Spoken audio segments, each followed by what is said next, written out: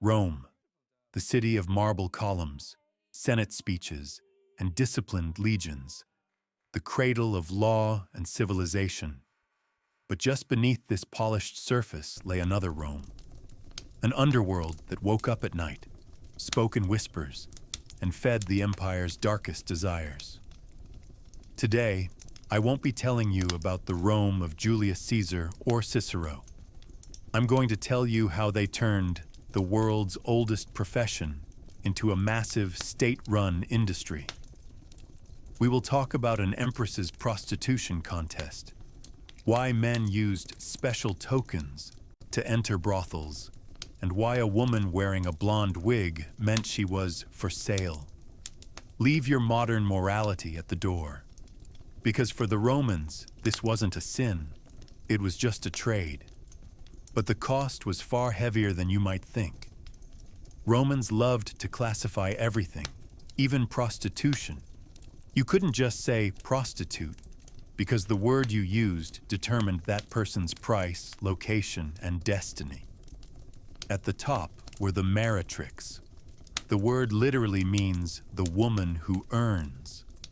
These didn't solicit customers on the street.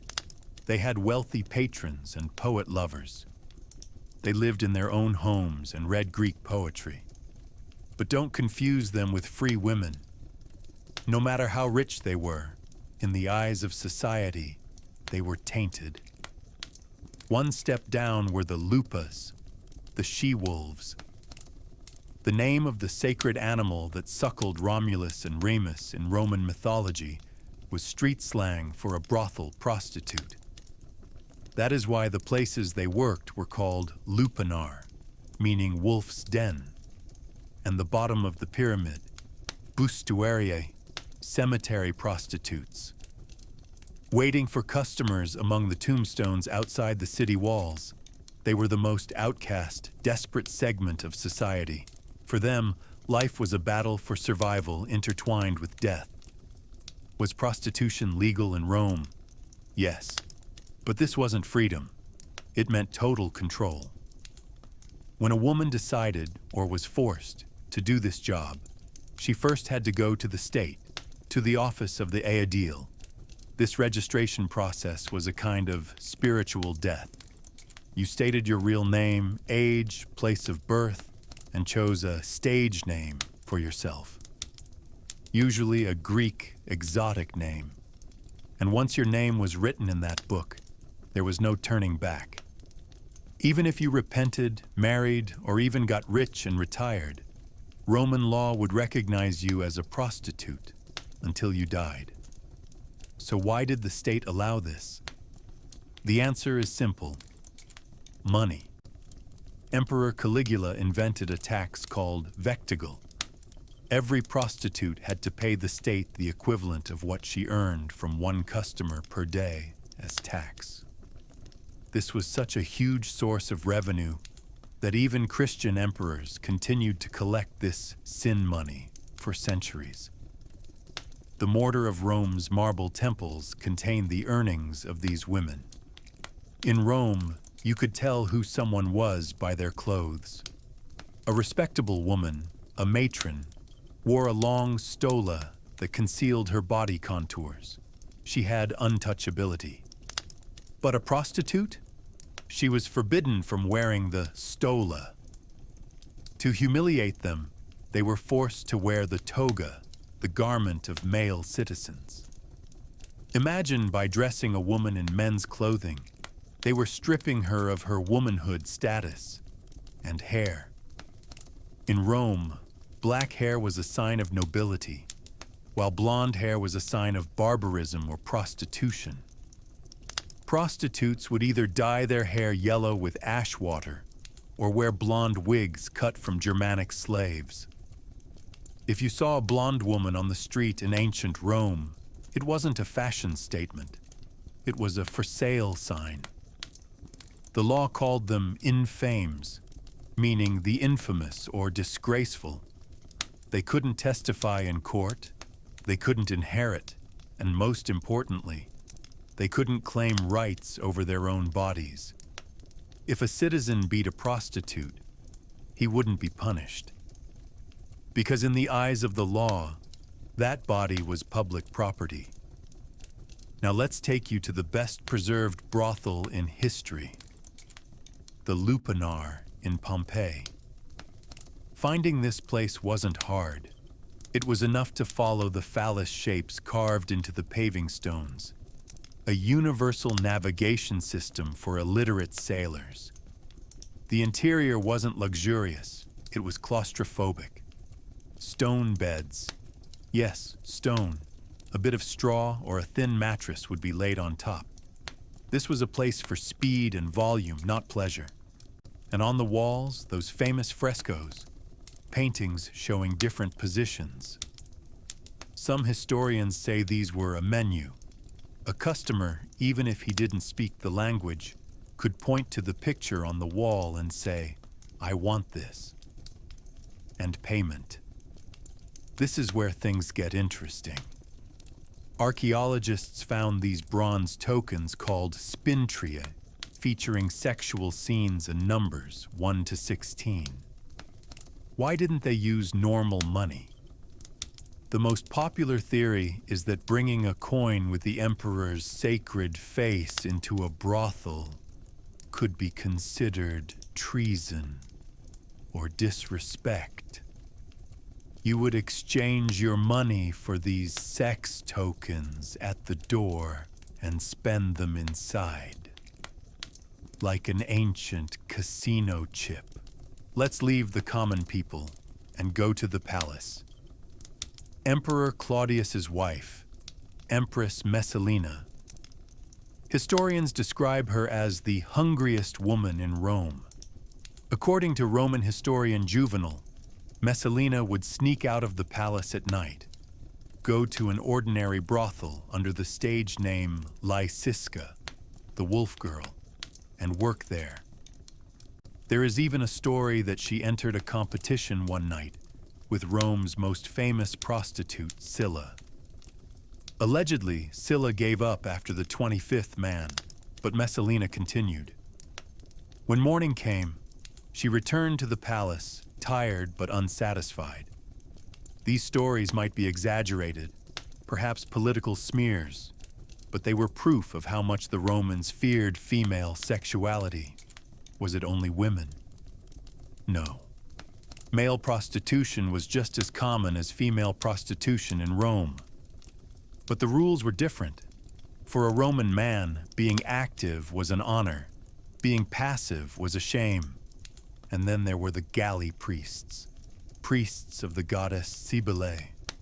These men, who castrated themselves, wore women's clothing and applied makeup, offered both religious rituals and sexual services on the streets of Rome.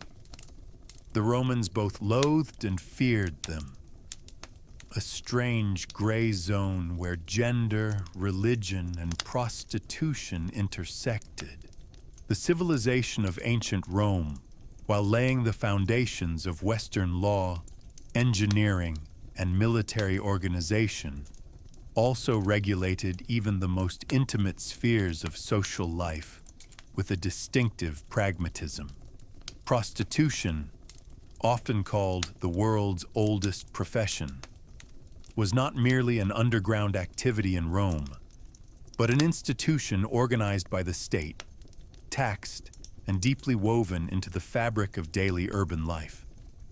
This report aims to provide the in-depth historical background, archaeological evidence, and sociological analysis necessary for a YouTube documentary project.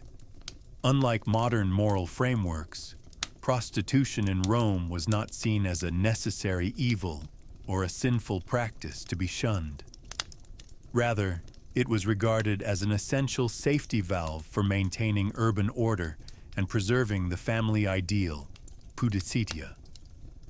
The report covers a wide spectrum, from the terminology and legal status of prostitution to the architecture of brothels, its economic dimensions, male prostitution, and scandals involving the imperial court. Drawing on evidence from the excavations of Pompeii and Herculaneum, literary sources, Juvenal, Ovid, Tacitus, and legal texts. It examines Rome's complex attitudes towards sexuality, slavery, and the human body. Roman society labeled the act of selling one's sexuality as a profound source of shame, insomnia, while simultaneously considering the consumption of such services a legitimate right for free male citizens. This paradox lies at the heart of Rome's social hierarchy and moral complexity. The world of prostitution in Rome was far from homogeneous. At the top stood the meretrix class, educated women often kept by wealthy patrons, interested in music and the arts. As frequently depicted in the comedies of Plautus, these women could manipulate men with their wit, wore luxurious clothing, and lived in their own residences. Yet no matter how wealthy they became, they lacked the social respectability granted to a Roman matron, a legally married, honorable woman. Below them were the women working in state-regulated brothels, lupanaria, most of whom were slaves. Their lives unfolded in cramped, poorly ventilated cells, celle, under the strict control of brothel managers known as leno, male pimp, or lena, female pimp. Because they were enslaved, all of their earnings went directly to their owners, and legally they were considered property rather than persons. At the lowest level were those working on the streets, under bridges, near the city walls, sumeniana, or in cemeteries, bustuarii. This group often worked without registration and was the most vulnerable to violence and disease. The prostitutes who operated in cemeteries stood at the extreme intersection of Rome's division between the sacred, inside the city, and the accursed, outside the city, death zones. They symbolized both sexual and ritual impurity. Prostitution constituted a vast, taxable, and fully integrated component of the Roman economy. Prices, currencies, and payment methods offer valuable insights into everyday economic life in Rome. Pricing and income distribution graffiti found on the walls of Pompeii provide direct and reliable information regarding prices. Rates were typically listed in asses, 1/4 of a sestertius, or in sestertii. Base price. The standard fee for a basic service was around 2 asses. This was roughly equivalent to the price of a loaf of bread or a cup of cheap wine. Such affordability illustrates how accessible prostitution was across all layers of society, even for slaves. Price variation prices, however, varied considerably. Graffiti record fees, starting from 2 asses and rising to 16 asses, 4 sestertii, and even higher. The inscription "Attis costs 4 sestertii" indicates that higher quality services or more popular prostitutes could charge substantially more. Earnings. Prostitutes, especially those who were enslaved, were required to hand over most of their income to their leno, pimp, or owner. They could accumulate only small savings through tips, peculium, and only in very rare cases were they able to purchase their freedom. Sexuality, gender, and male prostitution. Roman sexuality was shaped not by the modern heterosexual-homosexual dichotomy, but by power dynamics centered on the active-passive distinction.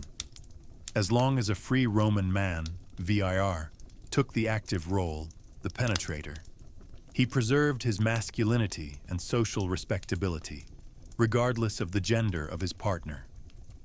Male prostitutes. Exolitus and pure. Male prostitution was as widespread and socially accepted in Rome as female prostitution. Clients were almost exclusively men. It was extremely rare and strongly condemned for women to hire male prostitutes. The terminology used for male sex workers varied according to age and social sexual role. Pure boys in early adolescence or pre-adolescence. In Roman aesthetics, the smooth, beardless youth was considered an object of desire. Exilitis older youths who had passed adolescence and begun to grow facial hair, yet were still considered attractive. The term literally means grown up or matured. Pathicus, sinitus derogatory terms for men who took the passive role in sexual acts.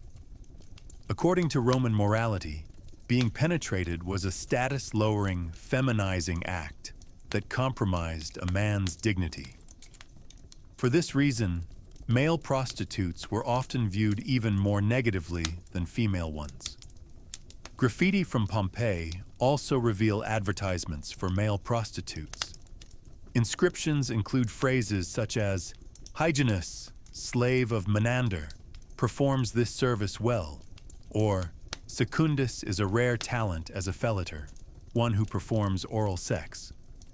Celebrities, scandals, and imperial madness Roman history is filled with emperors and noblewomen whose lives intersected with prostitution. Although many of the stories recorded by Suetonius, Tacitus, and Cassius Dio likely served political smear campaigns, they remain valuable reflections of the era's mentality. Messalina, the Empress and the Lysiska legend.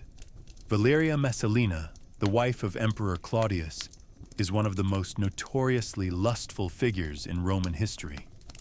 According to Pliny, Natural History, Book X, and the satirist Juvenal, Satire 6, Messalina would slip out of the palace at night, don a blonde wig to avoid recognition, and work in an ordinary brothel under the alias Lysiska, she-wolf.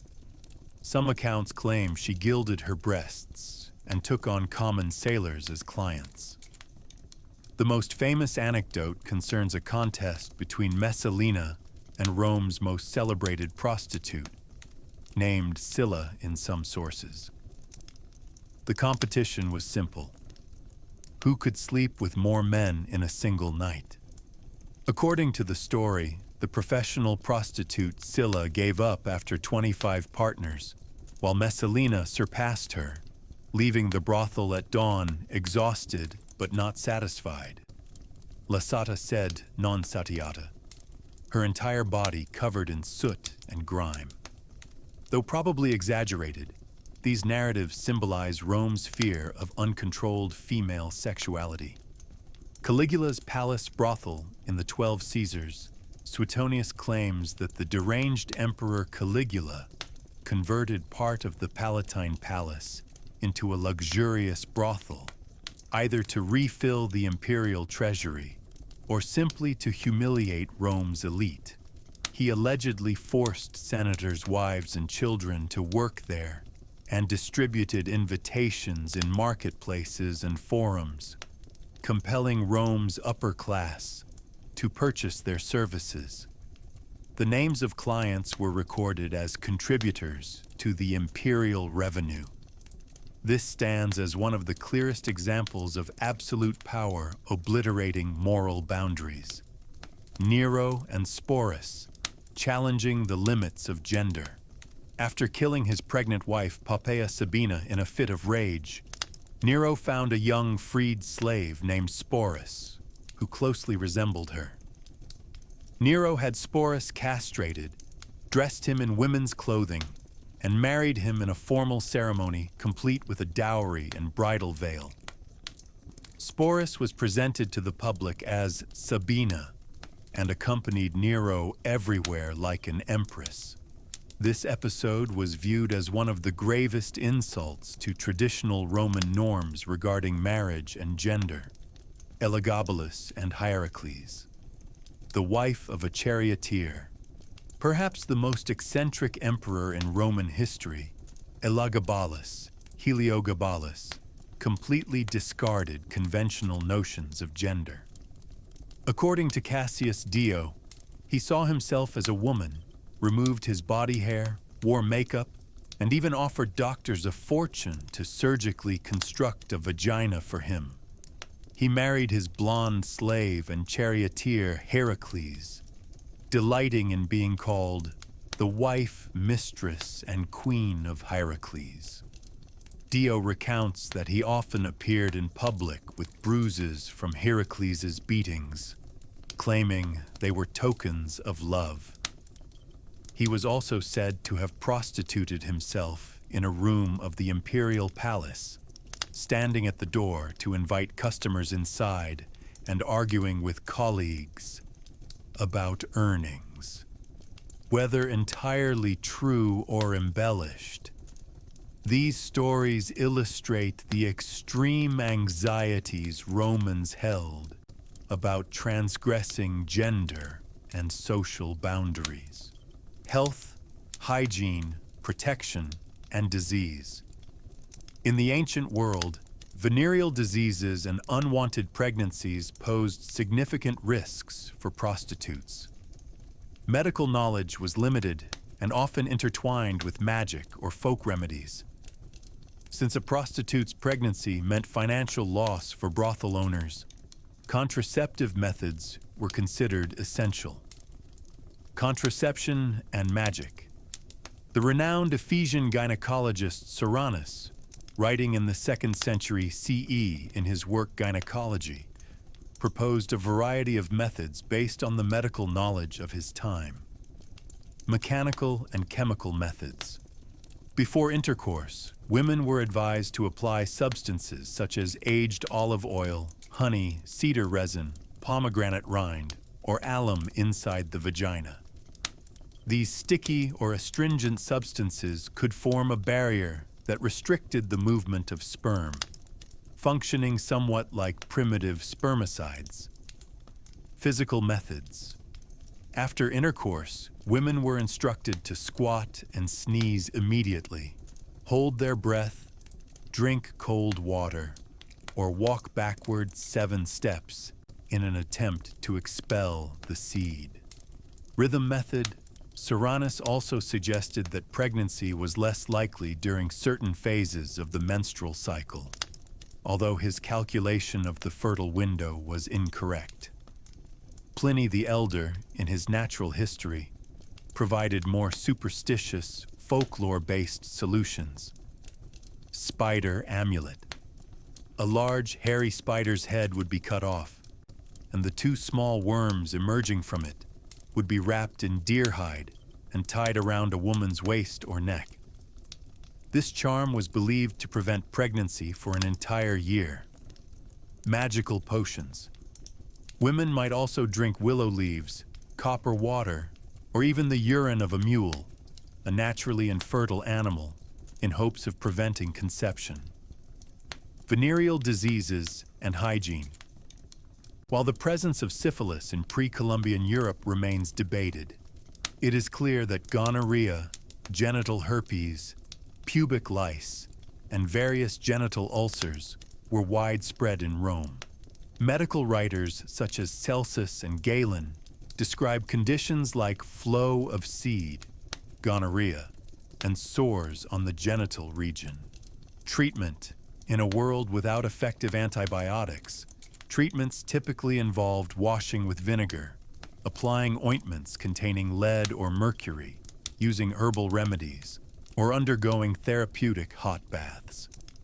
Hygiene access to water was vital in brothels. Many lupanaria were located near public fountains to facilitate washing. Prostitutes were sometimes categorized as cleaned, lauta, or not yet cleaned, nondum lauta, a distinction that could influence a client's choice. Religion and ritual. The Floralia festival and sacred nudity.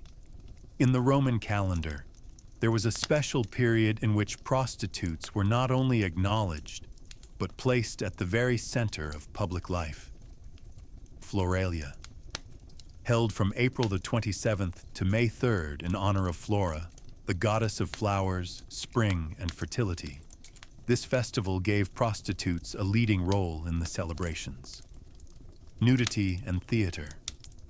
Throughout the festival, During the Ludi Floralis games, prostitutes appeared on stage, performed in mime plays, and danced naked to the crowd's shouts of "New date! Strip!" This was one of the rare occasions in which public nudity was openly permitted in Roman society. A world turned upside down.